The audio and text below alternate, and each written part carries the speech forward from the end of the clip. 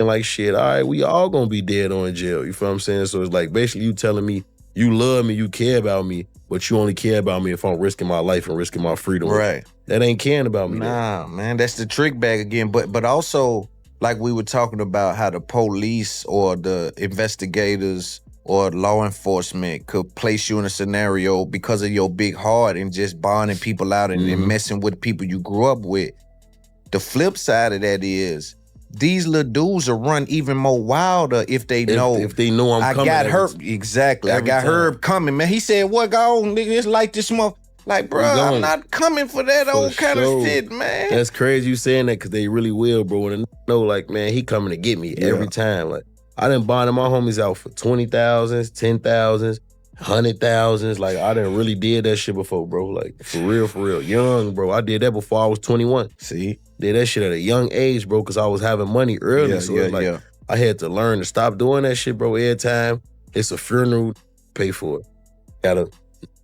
One of your homies, your closest friend died, you put him in all Gucci, all Louis when he died. Now everybody get buried in Louis. Right. Everybody want to get buried in the wall. Everybody want $100,000 funeral. You know what I'm saying? You do that shit one time, you gotta do it every time. This nigga ain't had 500 to his name when he died, a pot to piss in, a window to throw it out, but he want $100,000 funeral. Big OP just went on Instagram Live and crashed out on everybody. Not one crew, not one block. He called out Shorty Mobb directly, told them to get outside, said he was ready for whatever, and made it clear he doesn't care how this plays out.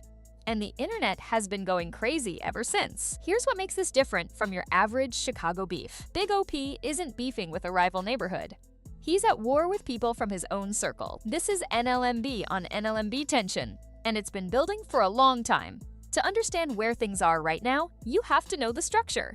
NLMB, No Limit Muskegon Boys, has been one of the most recognized sets on Chicago's East Side for decades. Over the years, different generations came through that organization. The older No Limit generation, then NLMB proper, then Drench Gang, and now the youngest wave, Shorty Mobb. Big OP runs with the Drench Gang side of the NLMB family tree. Shorty Mobb is the newer generation. On paper, they come from the same roots. In reality, those generations are now at each other's throats. The tension that cracked everything open traces back to J-Dog. J-Dog was a name that carried real weight in this circle. He was an older member, respected, and after he came home from prison, he took a lot of the younger Shorty Mobb members under his wing. He was their OG, their connect to the earlier generation. And before his death, he had very public issues with G Herbo, one of the most well-known names to come out of NLMB. J-Dog went on live and went straight at Herbo. He wasn't talking about music or disses. He was talking about the neighborhood. He walked through the block on camera, showing abandoned buildings, missing stores, empty lots, and called Herbo out directly for not doing more for the community he came up in. His argument was simple. You got rich off this neighborhood's pain. The least you can do is put something back in it. Herbo saw it differently. By his account, he had already given back repeatedly. Bond money, funeral costs, legal fees, helping people who needed it. But he reached a point where he felt like no matter how much he gave, there was always another ask. And he made it clear he wasn't willing to be pulled back into the street lifestyle he had worked to leave behind. He said people only wanted to call it love when it came with risk. And that kind of love wasn't something he was going to chase. The two sides of that argument never got resolved. And then just 2 weeks after J-Dog went viral with that live, he was shot and killed. His death hit the community hard. But it also did something else.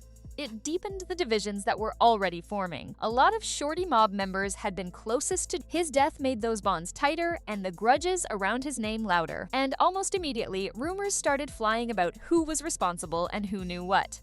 Big OP's name got pulled into the speculation. People online started claiming he played a role in what happened to J-Dog. Not confirmed, not proven, but allegations that spread fast and stuck to his name in the comment sections and on Reddit threads. Big OP stayed quiet for a minute. Then he didn't. Meanwhile, G Herbo did something on live that added more gas to the fire. He spoke on Big OP's record deal, called him his cousin, mentioned his deal, said the third generation was winning. People watching that live had mixed reactions. Some thought Herbo was showing love. Others felt like he was throwing indirect heat at the people who had been going at Big OP, or at minimum, making a point about who he was backing. Either way, it got clipped and circulated. and it gave people more to talk about. Then Bloodhound Q50 started throwing what looked like sneak disses at Big OP online. Q50 had been moving closer to Shorty Mobb, and the subtweets and vague posts started coming. Nothing direct at first, but in Chicago beef, vague is never really vague. People know exactly who the target is. Big OP saw it, his people saw it, the audience saw it. The line was being drawn. The moment that really escalated everything publicly was when Big Opp went live with Risky Bands, a name that already had serious beef with Bloodhound. Sitting on live with your ops enemy while tensions are already running this hot is never just a hang. That's a statement. And when Big OP made a comment during that live suggesting he didn't care about some Shorty Mobb members getting hit up, the reaction was immediate. People felt like he had crossed a line, trolling his own people in front of the other side. After that, there was no confusion about where he stood. Shorty Mobb made it clear they weren't going to let it slide. Then Big OP went on his own live and said everything out loud. He addressed the success angle first, said people were mad at him because he got signed and got money, said he had taken care of people from that block, before the deal, before the buzz, when nobody was looking, said the same people coming at him now were the ones he had looked out for. Then he went direct. He asked who actually wanted to be into it with him, said he was ready to take things to the furthest, called out anyone throwing his name around to step up and say it to his face. He told the people sliding in his DMs to wish him happy birthday in secret, too scared to post publicly, to stop saying his name. Shorty Mobb's response came back fast. They went at him directly, told him he was underestimating who he was dealing with, said his name had been ringing for the wrong reasons. They stood behind J-Dog's legacy and made clear they had already been active about it. They also hit him where it stings, said Big OP had never actually done anything, and that people needed to stop building him up like he was a major factor in the streets. That's the kind of shot that's designed to take someone's credibility apart publicly. And Big OP's whole move on live was a response to exactly that type of energy building against him. Right now, the beef is fully out in the open. Challenges have been thrown both ways. The online temperature is high. No major confirmed shootings have been directly tied to this specific flare-up, but the energy between the groups is at a level where anything could happen. The fact that this is internal, same alliance, same origin, different generations, makes it more complicated than outside beef. There's no clean separation between the sides. These are people who know each other, who grew up around each other, who share the same history and the same losses. What makes Big OP's position interesting is the timing. He just got signed, he's got real label backing, and Herbo's co-sign behind him. The industry opportunity he's been working toward is actually in front of him right now. And instead of that creating distance from the street drama, it seems like it's making him a bigger target. People attributing his come up to the wrong things, resenting the success, looking for reasons to tear it down. He's pushing back on that narrative hard. His whole message on live was essentially, I earned this. I came from the same place you did, and I took care of people before the deal came.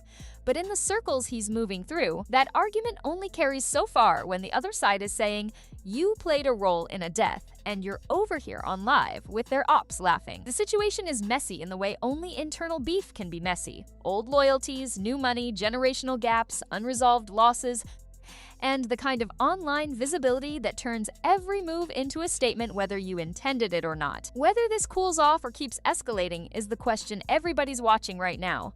Big OP isn't backing down, Shorty Mobb isn't backing down, and the internet has a front row seat to all of it. Drop a comment. Do you think Big OP made the right move going public with all of this?